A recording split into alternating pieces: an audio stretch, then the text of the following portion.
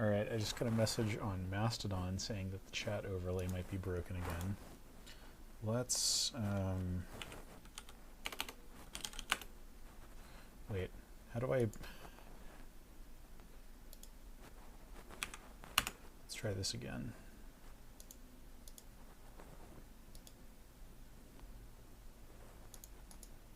No. Okay. Let's just try opening up the IRC thing again.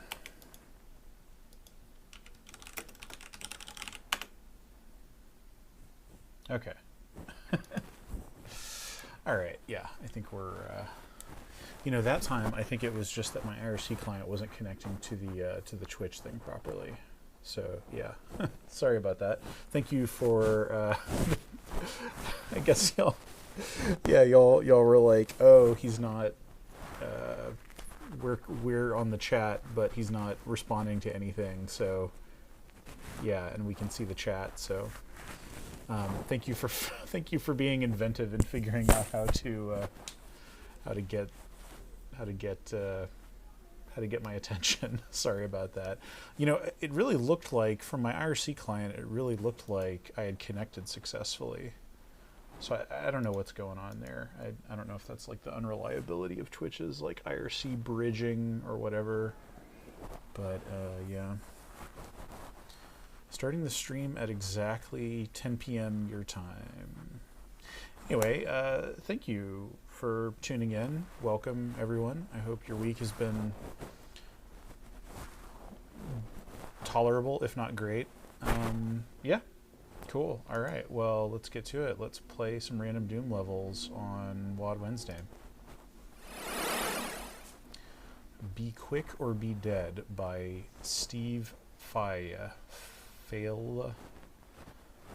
This is one of those released in 1994, uploaded in 2005, probably CompuServe maps.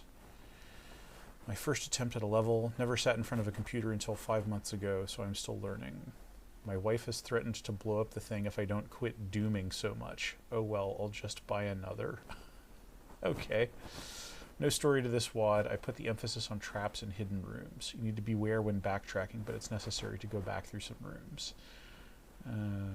Okay. Alright, this seems pretty, this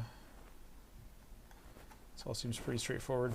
Man, you get these little peeks into somebody's home life circa the mid-90s in these Doom readmes sometimes. Yeah, Be Quick or Be Dead by Steve Faille. I don't know. Yeah, I don't know how to pronounce it. And it is an M1.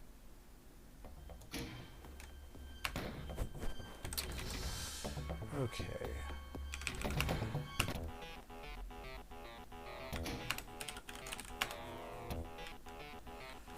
Alright. And yeah, this is from September of '94, so it's about 6 months into the history of user-created Doom levels. Ooh, look at this. What's happening here? Huh.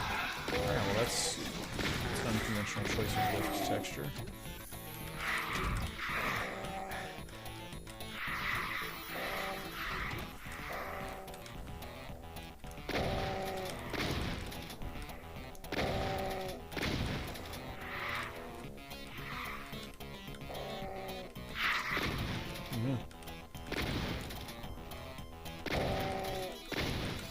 Lost souls on an elevator.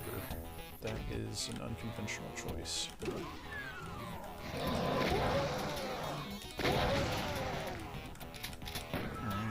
Looks like there's some outdoor spaces here.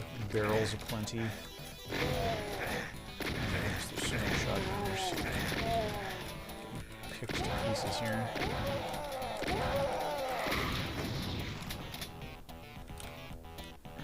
Hoover up as much health as we can. And some armor.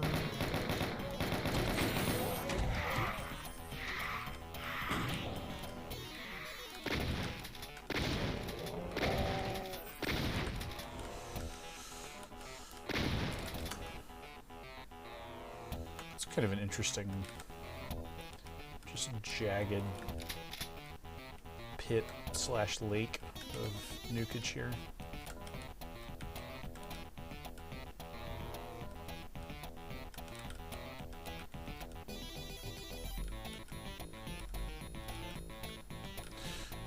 Yeah, like this.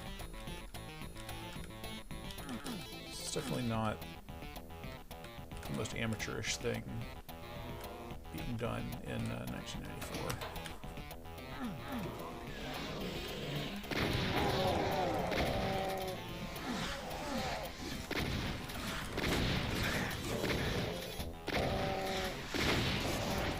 I'm sure I hate these strobing lights like this.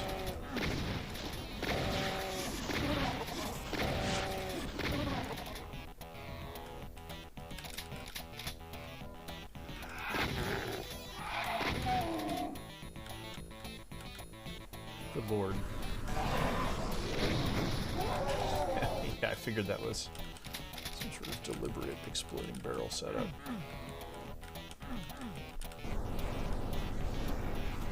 Oh gosh. Oh, okay, they're upping the stakes here.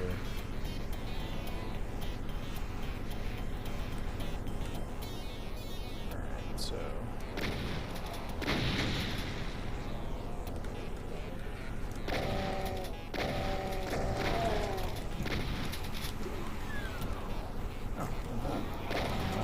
Cool, we're coming back out into this area. The monster garage is open up.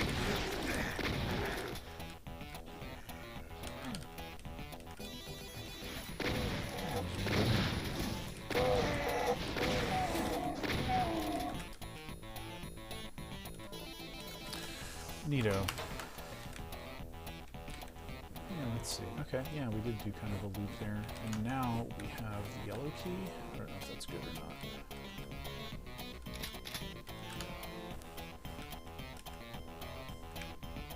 Where did I see a yellow key door? I don't know if I did.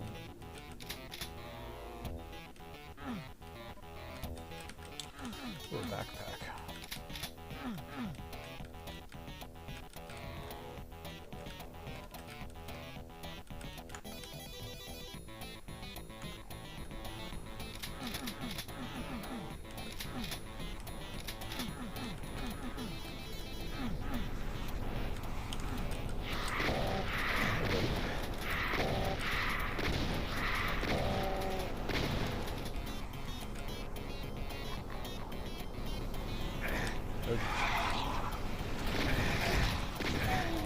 It's super dark in here.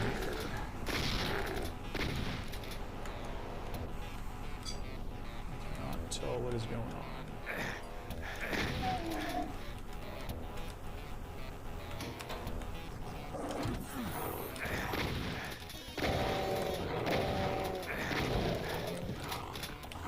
Don't auto switch to the rocket launcher.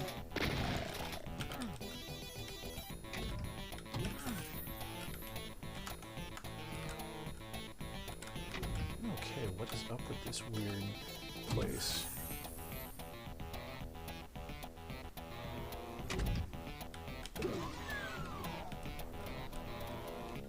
Ooh, look at that. Destroyed ceiling room.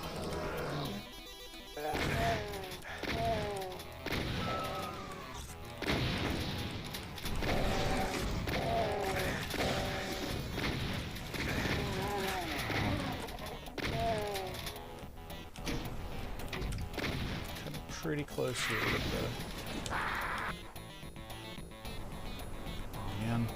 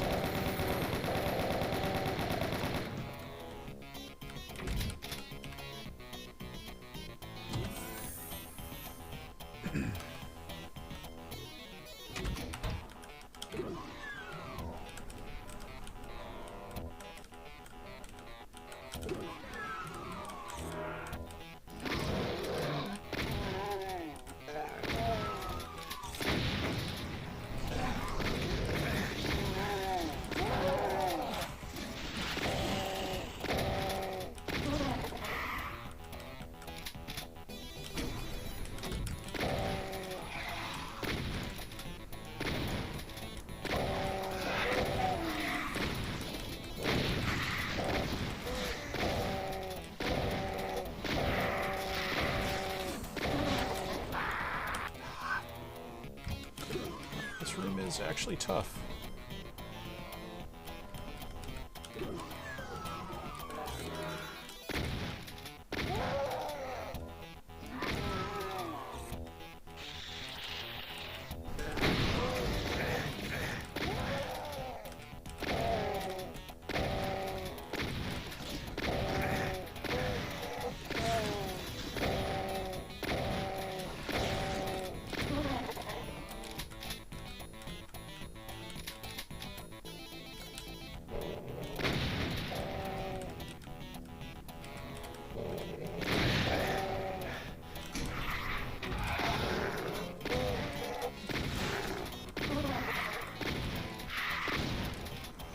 Okay, let's save. Yeah, wow, the difficulty of this ratcheted up pretty noticeably. Might just be that one room. Oh, yeah, now we got the barons coming out. Multiple barons, yep. Oh, jeez.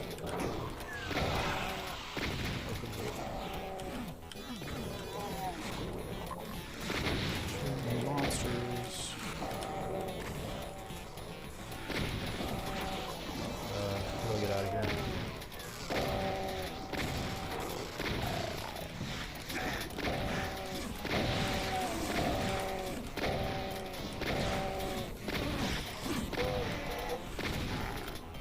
Yeah. Oh. I can just walk through these. Oh wait, that's closed?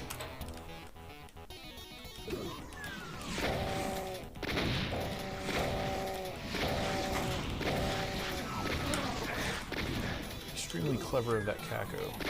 Pull up the barrel that was near. And now I am left with 10 health.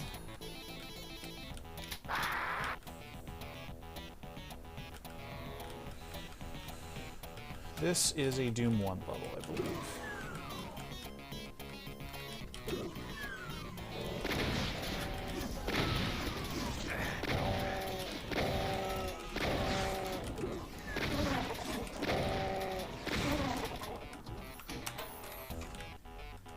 What did I do that caused...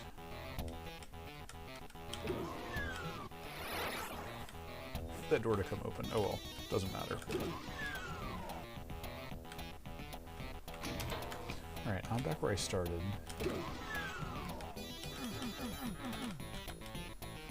There are no secrets in this level.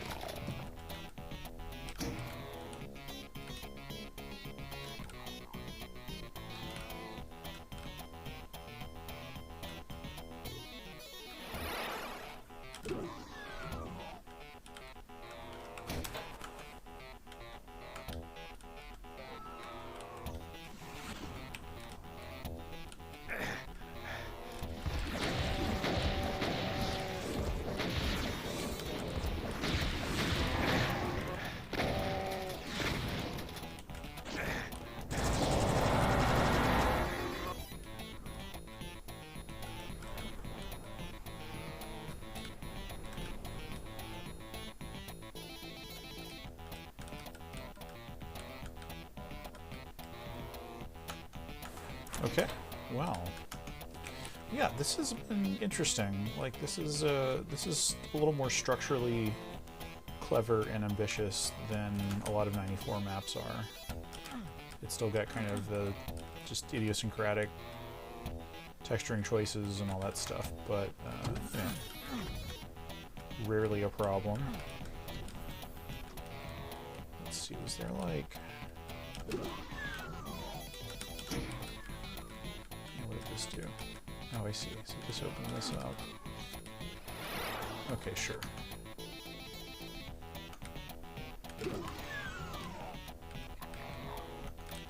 I haven't been following whatever discussion has been going on in the chat. Oh. Yeah, so this author is definitely thinking in terms of little Monster Closet trapdoors and stuff. Pretty diligent use of that. And I don't even know why I would have needed to double back through this space, but...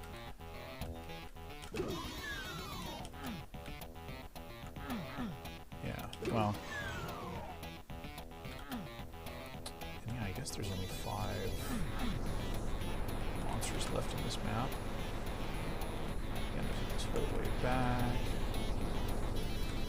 So I actually don't know where the red key is. I need the red key to exit.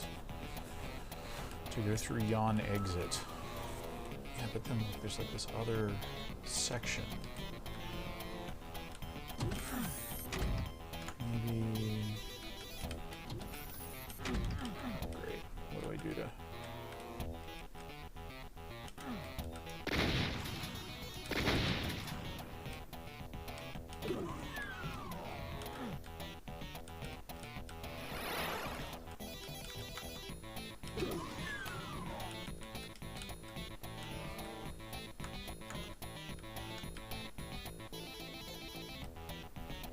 Maybe one of these was getting the red key related to the bearings. Any advice on how to actually care about moment-to-moment gameplay in level design? I mean, I think it depends a lot on your, you know, what your overall goals are. You know, are your goals, you know, provide the player with, I'm from a technical art background, so I'm used to learning 101 tools and workflows and building frameworks, but rarely actually get to use any of it. Yeah, I mean, I think, you know, it depends a lot on what your game is trying to do, you know, like what sorts of experiences is it trying to provide for the player, because then your moment to moment, you want kind of like a... Yeah, you want it to reflect that, obviously, you know, and the conventional wisdom around a lot of that, you know, leans pretty hard on the concept of pacing, where you take, like, you know, the peaks and troughs of intensity and activity, and you think about how to translate that into, like, specific, like, you know, in Doom levels, a lot of times what that means is, okay, well, in this room, there's, you know, when you're starting off, there's like kind of low challenge and then you're working your way up, and then there's like a peak thing where there's something that's maybe even a little too difficult for players at the time, and then you like give them a little rest moment after that, and you give them a reward maybe. You know, this is all very conventional game design stuff, and I think, you know, if you're not doing something that's like a conventional challenge sort of, you know, experience, then it'll be somewhat different. But yeah, and the conventional pacing shape is sort of that you're going like, you know, you're going ever upward, but it's punctuated with specific things. You know, it's not just like a linear rise would be almost unrecognizable, and sort of, you know, a completely linear increase in something in game design is often reads to players as like a, you know, as flat, because they're just keeping up with it. And so even though things are, you know, increasing, like the intensity is increasing, the amount of damage that you're putting out and that enemies are throwing at you is increasing, it can still come off as flat, which is why, you know, like when I came out here and those barons came out, it was like, okay, you know, a hell baron in a Doom level is frequently like a oh dang, this is a potentially challenging fight because, you know, these things just soak up tons of damage and all that. But then you have something, you have like a come down after that, and or a reward. It's basically about, you know, like treating the events of a game as a narrative, sort of evaluating it as you would a narrative for the purposes of, like, you know, tension and release, you know, gradually revealing more information and whatever. I don't know, yeah. And then, like, more specific than that, like, it kind of comes down to, like, what your game is doing. You know, in a narrative game, you know, maybe it doesn't have, you know, like, for something that doesn't even have combat, you think of what those analogs are. Like, yeah, what's, I mean, there it becomes a little more, like, what's interesting. Like, if the main point of the game is for players to, like, be gradually discovering things, you know, that are in the world, that are part of a story or whatever. I don't know, yeah. This is all pretty high level, though, and whereas moment to moment is just, like, yeah, it's really, like, down to the specifics of a design and devil's in the details sort of stuff. Okay. How do I... Yeah, like, where do I... Okay, I am going to pull out my little cheat dealie and try to find out where the red key is.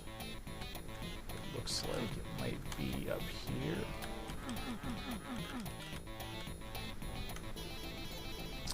But how do I get there? Oh, look at this. There's... Okay, so I don't have to interact with that thing to make it come open.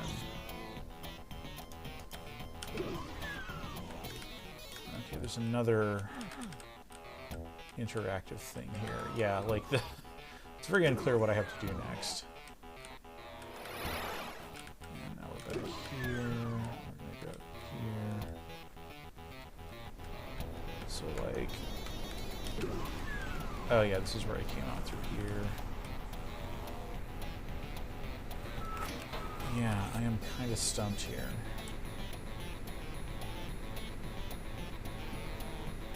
Yeah, and there's that teleporter that I came out of the somewhat more difficult slime room.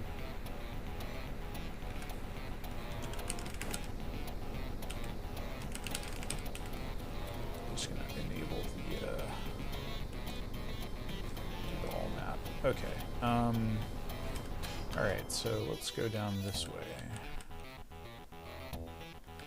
So yeah, it looks like there might be something here. Oh, okay. Well then. Good lord. It's all this BFG ammo. You're gonna BSI redeem then? Yep, there it is. Oh yeah, and I've got to fight the side demon for the red key.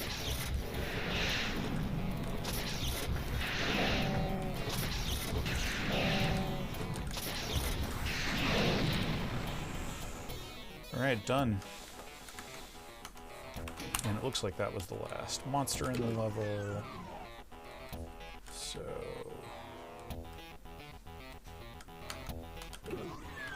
let's get out of here.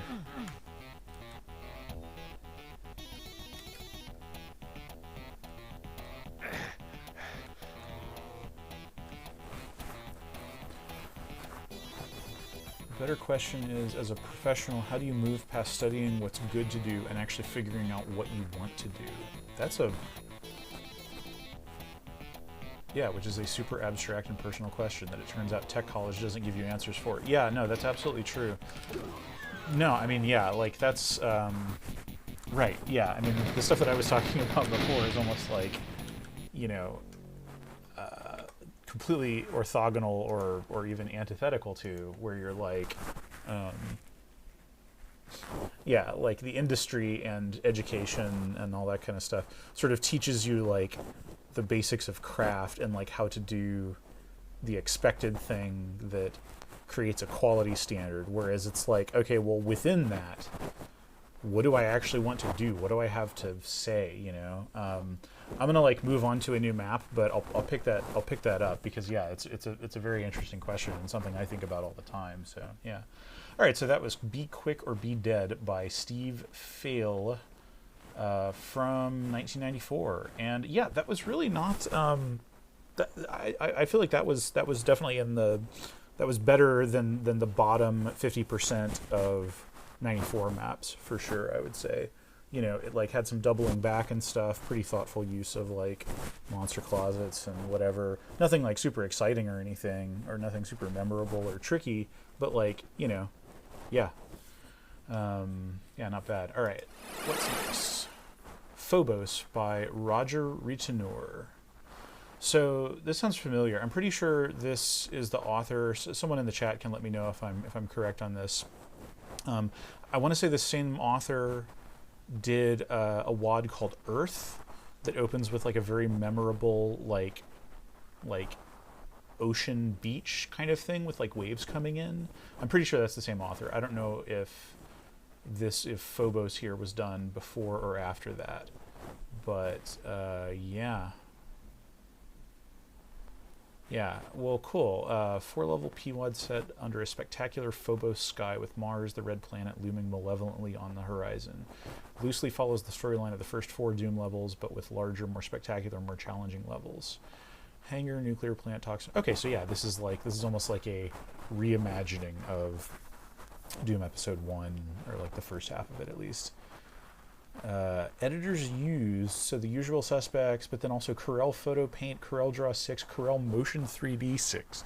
So I think, I didn't ever use Corel Motion 3D, but I assume that was Corel's like, just 3D rendering program. I don't know, we'll see. So yeah, let's play Phobos by Roger Ritenour from 1998.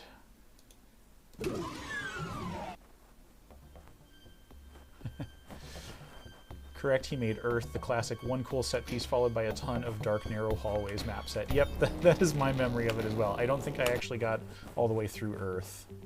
Oh man, this is... Oh wait, I think I have played this actually. Yeah, like this is way too this is way too fresh in my memory. Unless Earth also just has something exactly like this or something. But like I definitely remember this hangar with like this ship or whatever on the horizon. Yeah, and there's got the little air traffic control tower.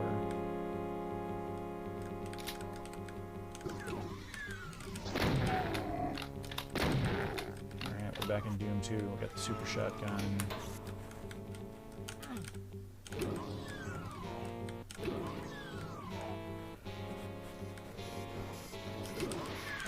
What does it say? Phobos Port Authority. Yeah, this is also familiar. Oh man, look, it's a cube farm. It's a cubicle. So for those who are too young to remember this, back in the 90s, people worked in places like this.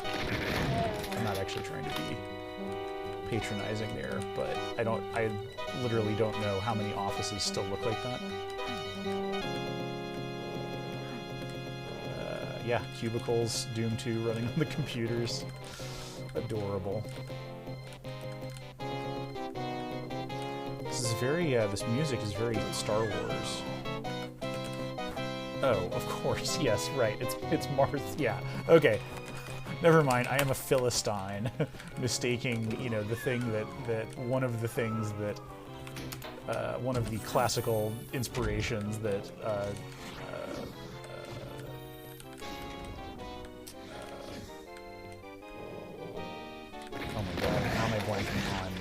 John Williams was clearly leaning on for Star Wars rather than actually Star Wars.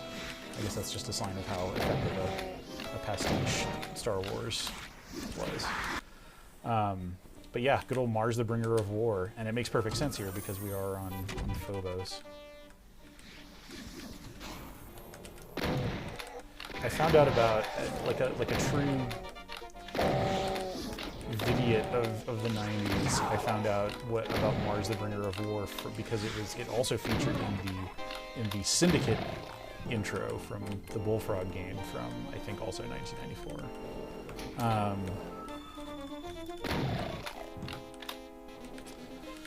Cool. So yeah, this is just straight up an airline terminal. Yeah, we've got the Delta thing, UAC, and then Saturn Airways or something. I don't know. Flight 101, Jakarta, Earth. Yeah, we've got the little baggage claim here. Oh man, can we go back in the baggage claim? What's going on here? Oh wow, and we've got like, it's like a little ladder to climb up here. Completely dark though. Amazing. Okay, yeah, and it's not using any advanced source port features. Phobos Interplanetary. Oh, so maybe this is like the international terminal coming up. Yeah, I have actually played this before. I'm pretty sure that we have not played this on WAD Wednesday, but I'm pretty sure I have played it at some point long ago, like possibly like 15 years ago or something. I might have been going through like one of those like top X WADs of year or something like that. I don't know.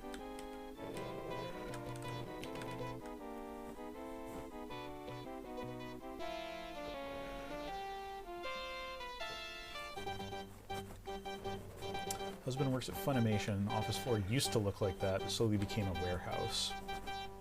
Worked in between massive boxes of Funko Pops. That's an unsettling, that's a Doom level concept right there. Massive boxes of Funko Pops. Yep, this is the classic. This is the bit of Mars the Bringer of War that everybody knows. Dun dun dun dun dun dun dun dun dun dun dun dun. Yeah, pretty classic stuff. And you can definitely imagine like George Lucas pointing to that and being like, yes, this for my space opera.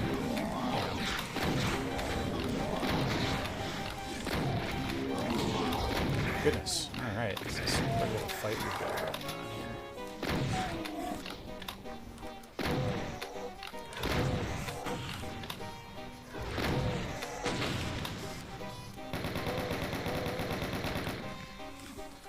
This outdoor structure is pretty cool, honestly, like with the skybox and like this kind of dim lighting.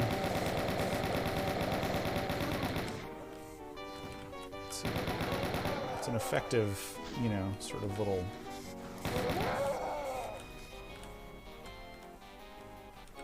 Oh yeah, wow, and just like these chunks.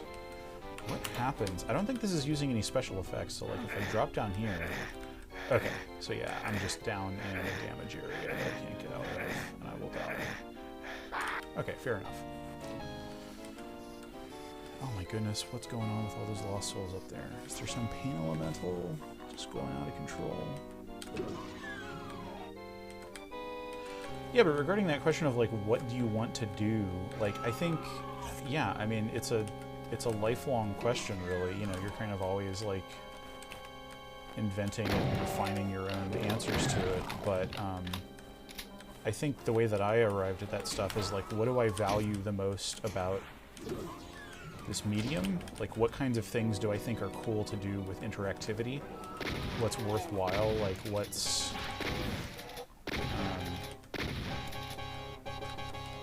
you know, how, like, do I have an ambition to be, like, progressive and, like, do things that have not been done before with the medium? Or, like, kind of feel like I'm pushing on an edge of it? You know? Like, if so, in what directions?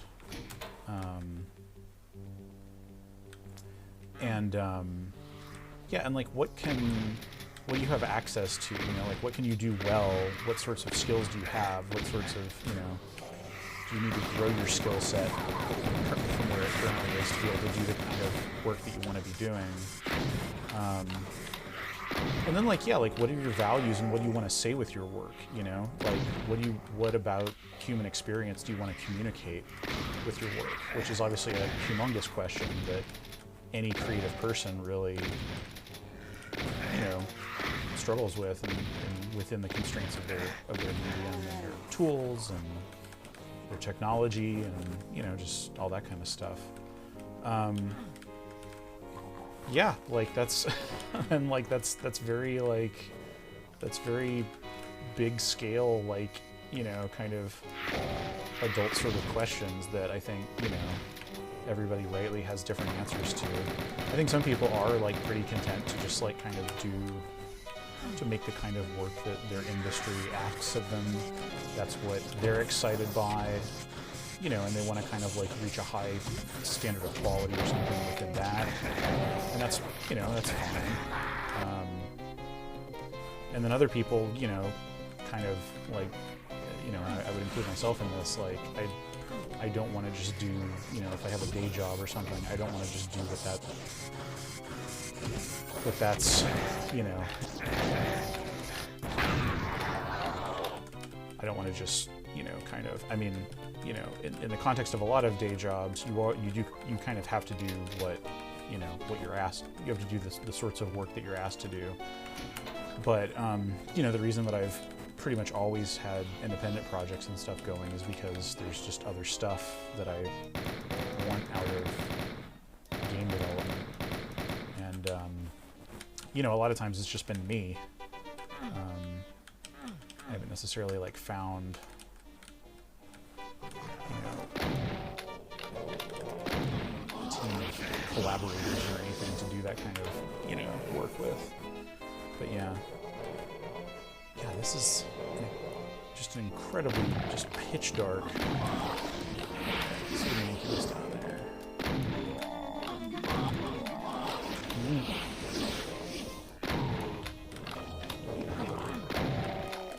Alright. We're just in a pure hell cavern sort of thing. Alright, looks like we can kind of creep our way up here. We've got the other key. That's good. Is this just like a dead end here? Yeah, I think so. Can we climb back out? Yes, we can.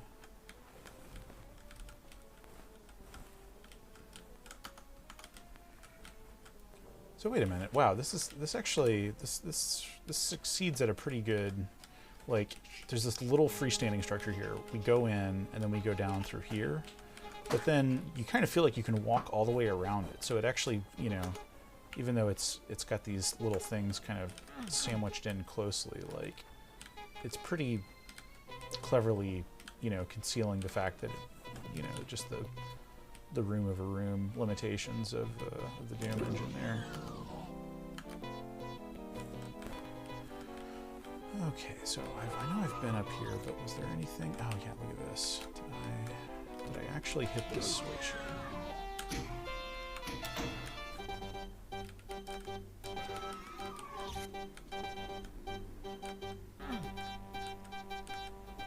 Oh, look at this. Oh, okay, never mind. Yeah, and this is also this is a fancy touch for a Doom level, is like taking a stock Doom 2 texture and putting this masked, like, window pane sort of thing in. It's pretty cool. Okay, yeah, we've got the same thing on the other side here.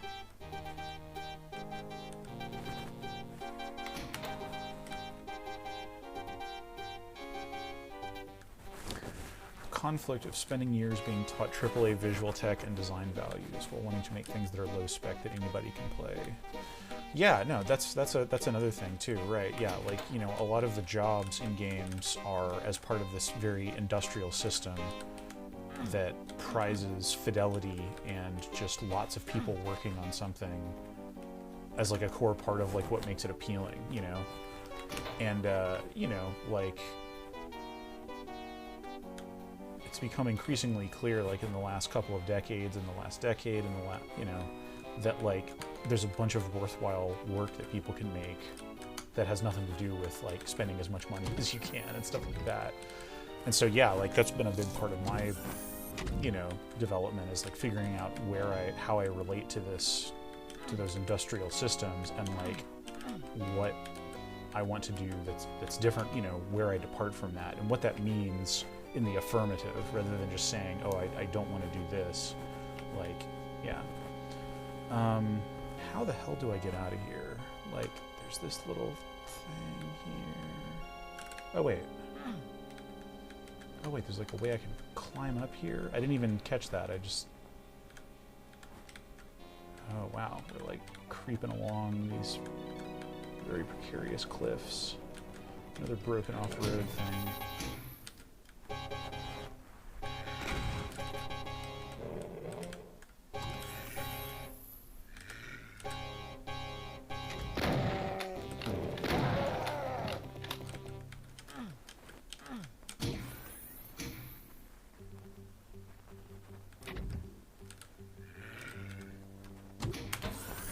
Most people play games on their phones. Fortnite has 5 million concurrent players. Yeah.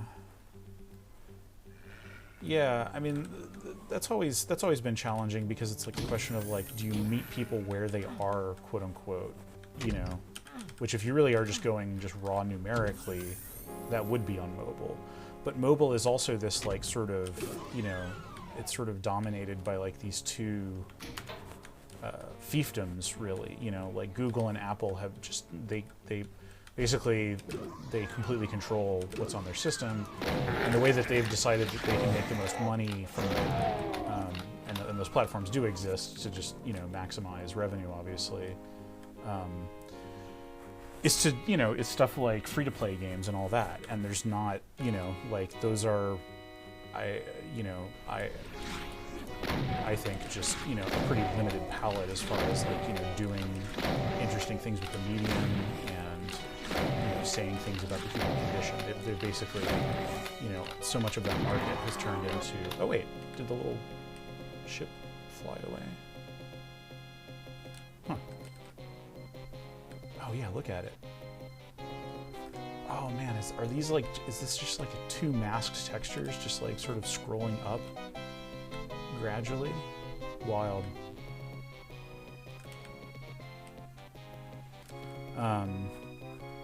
So I don't know. I mean, I don't have any, you know, easy answers for like, how do you do work that feels meaningful but also reaches a lot of people? I mean, I think like, you know, defanging a lot of the sort of gatekeeping that's baked into traditional game genres, you know, I think it can go a long way, because even if you are still making games that are on computers and not everybody has a computer or something like that, I think, you know, something that doesn't like require the typical, you know, the kinds of like action game skills, that doesn't feature the same subject matter over and over, you know, the criticisms of AAA, you know, I think that's, you know, that's been important to me, you know, just thinking like, okay, well, how do we tear an interesting vocabulary for games out of, you know, these 3D engines that have been built for shooting stuff and dealing damage and all that.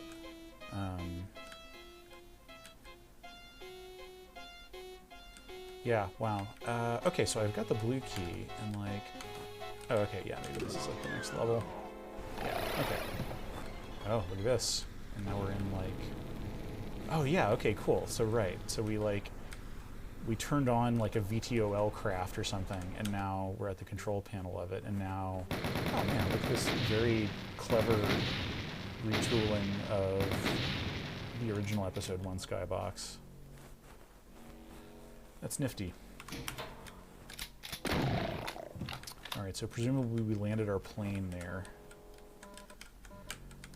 And here's just a nice little pile of stuff. Yeah, I do totally remember this this radio tower kind of thing.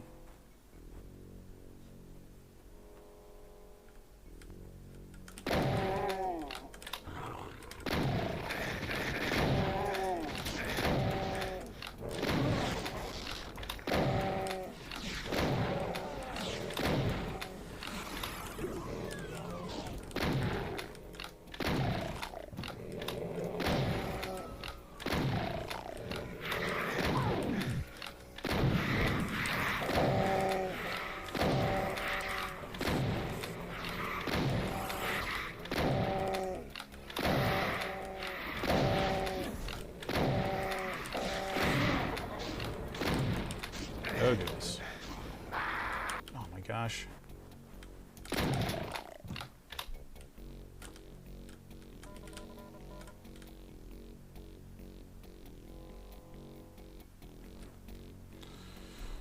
reminds me of the time I tried to make a spaceship interior out of Doom sectors. Yeah. Made some pretty cool stuff within the limitations of Doom over the years. Oh goodness. Alright, I fell down into another death zone. Damn it. Okay. This time I am not. I'm gonna save right after I traverse. This crap. Okay. Nuclear plant. It says it right on the tin.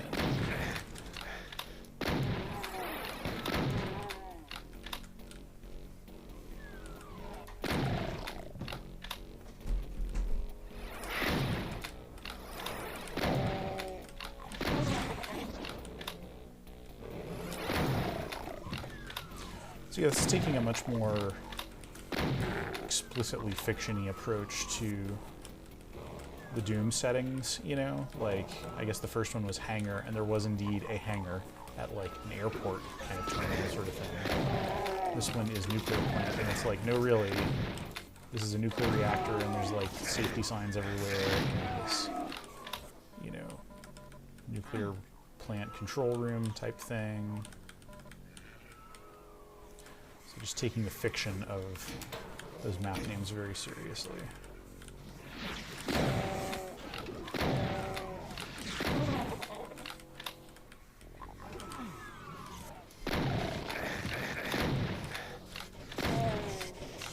That's the reactor.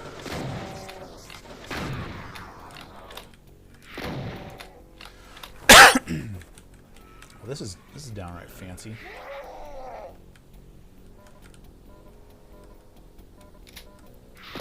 Is there a switch that we have to hit here, or is this just check out the cool shape? Might just be check out the cool shape.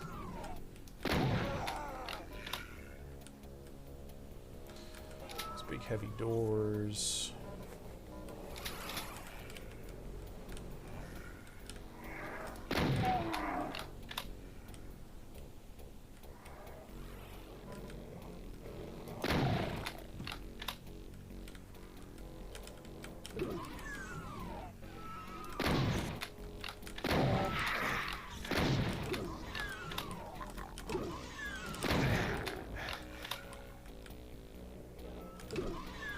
Doors have a very Wolfenstein feeling.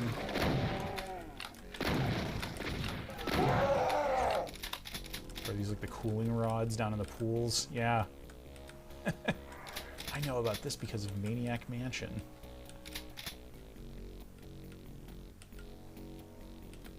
I don't actually want to go down in there though. Non-irradiated fuel. Oh, we're gonna have to go down in here to get the blue key or something. I sure wish they would give me a rad suit. Oh, what's going on here?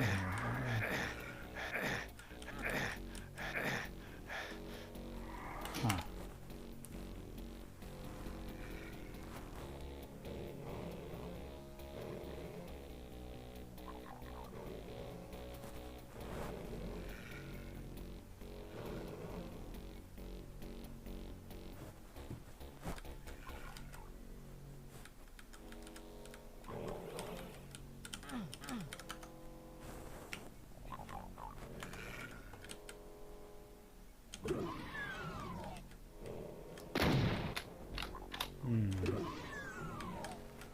Yeah, like I feel like the blue key is around here somewhere, since that's like, you know, the way forward.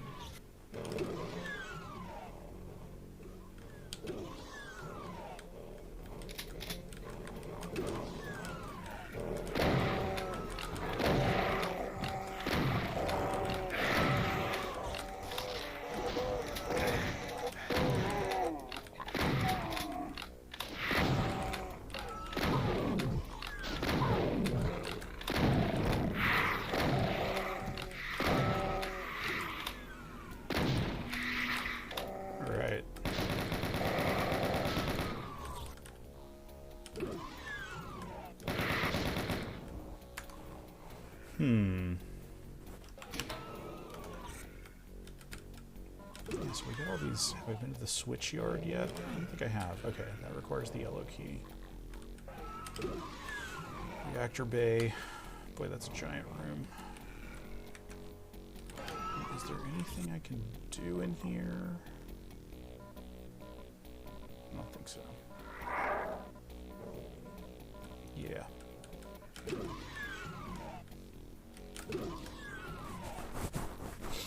Turbine hall, right, there's that, and then fuel storage.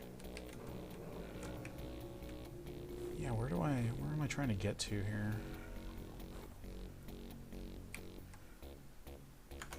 Alright, I am once again going to use my little key finder here. Okay, so the blue key is in this direction. Alright, so let's... Oh, I see. Yeah, maybe I can go up here.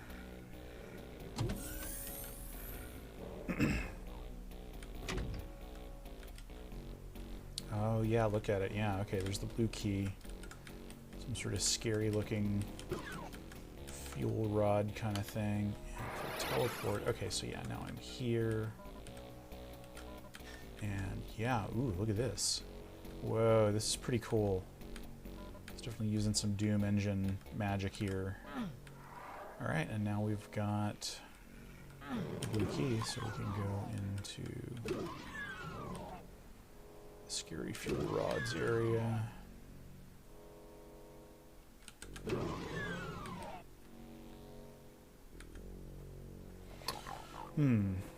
Makes me feel like 3D game dev, 3D animation students are being built just to take orders, not to make decisions.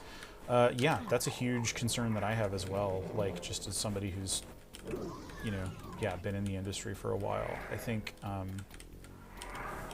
yeah, I don't, and I have no idea what the state of like education programs and stuff are. You know, like as far as like, you know, how did I learn how to make creative decisions to the extent that I can?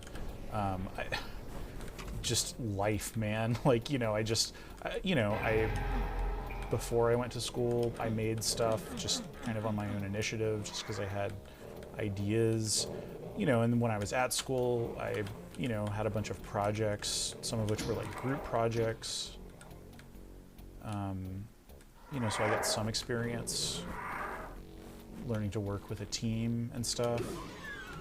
But yeah, it's a whole separate branch of, yeah, there's like, right, there's like how to follow orders well, but then there's like, you know, how to come up with your own orders, how to like develop a creative rationale, you know. And I think it does start with like, yeah, what's just personal, I don't know, I mean, there's all this sort of market-based thinking about like, oh, well, you should always want to do what your players or customers want. And I think that's a really limiting, dim view. Like, yes, if you're making commercial art, you do need to like think about what your audience wants, obviously. But I think in general in games, people take that way too far, and they just end up being kind of like this nothing burger, you know, just, you know, you have to have your own ambitions and interests as far as like, yeah, sure, I want to make a, you know, first-person narrative puzzle game, but I don't want to just repeat. I mean, that's a small enough, you know, space in the market that it's not the best example, because you know, you can probably count the number of games that people make per year, you know, on your fingers and toes. But you know, whatever kind of established space you're going to work in, you know, like people want to be surprised, you know, even if they really do just want, you know, iteration 7 of like their favorite franchise, they do to some extent or another, they do want to be surprised, and they want some sort of new creative thing. They want a reason for you know, to care about, you know, some new thing that you're doing. And yeah, and I think that, you know, you have to have like some creative volition of your own, and hopefully you're not getting that entirely from like a, you know, a focus group or like, you know, your company's marketing executives or whatever.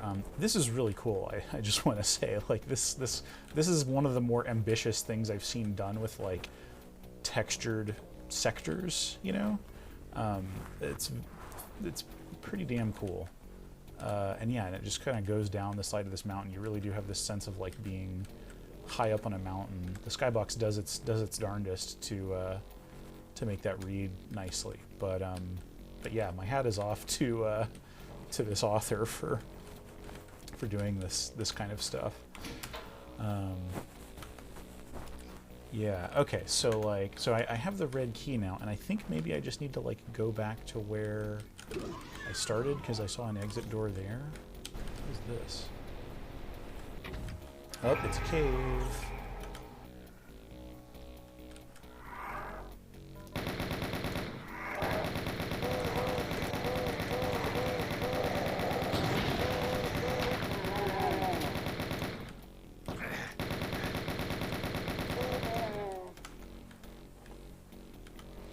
It's just so dark. And yeah, this is something that I remember seeing in Earth, the authors. I want to say that was made before this. But yeah, okay, now we're in some sort of nuclear area. And we have a chainsaw for some reason. Okay, so I guess we just kind of passed through there. Oh wait, is this like... Okay. Alright, and now, like, I think this is all just kind of leading us back to... this poor Arachnotron. Oh my goodness.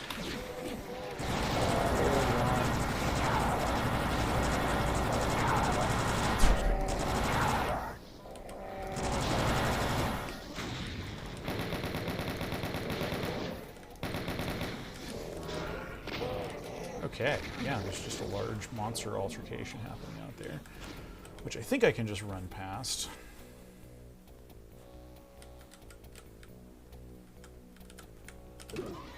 And then, yeah, ooh, look at that. Whoa. That is pretty cool.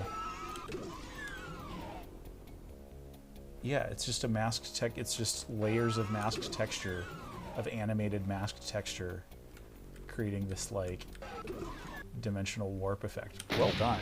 Well done. Alright, and then I guess we've just teleported to Toxin Refinery. Is this like... Yeah, okay, I remember this too.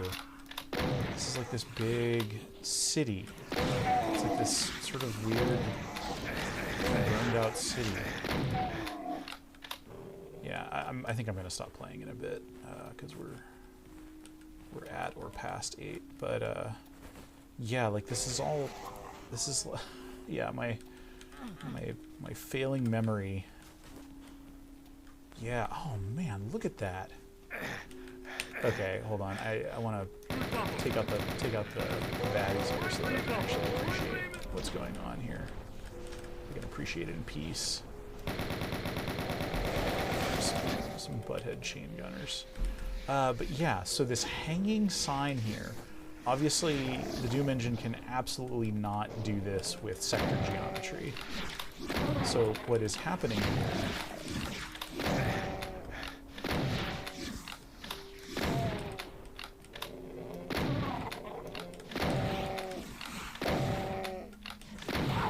Yeah, and they've got it going on both sides. This is just an animated texture. It's just, yeah, like it's perfectly flat. And there's like 1, 2, 3, 4, 5, 6. Yeah, like, you know, a good like half dozen frames dedicated just to this like swinging sign animated texture. So this is very good. This is like kind of not something you would see in a modern Doom level, which, because the engine limitations have been lifted, like modern Doom levels tend to like be impressive in terms of like the scale of the spaces and like the detail of the sector geo, whereas this is just like, you know, an author in 1998 before source ports really, you know, before source ports really got going, and just, yeah, like just doing this, like, yeah, just doing this kind of stuff. Yeah, and it really, you know, like, yeah, we've still got the cool sky. We just emerged from like this ruined city kind of thing, and then we've got this and like a broken or just mangled fence. So it really sets a mood going into this. Yeah.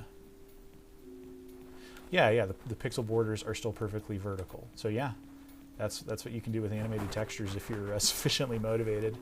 It also like the anti-aliasing on the text sort of is jumping around a little bit, but it looks pretty good, you know.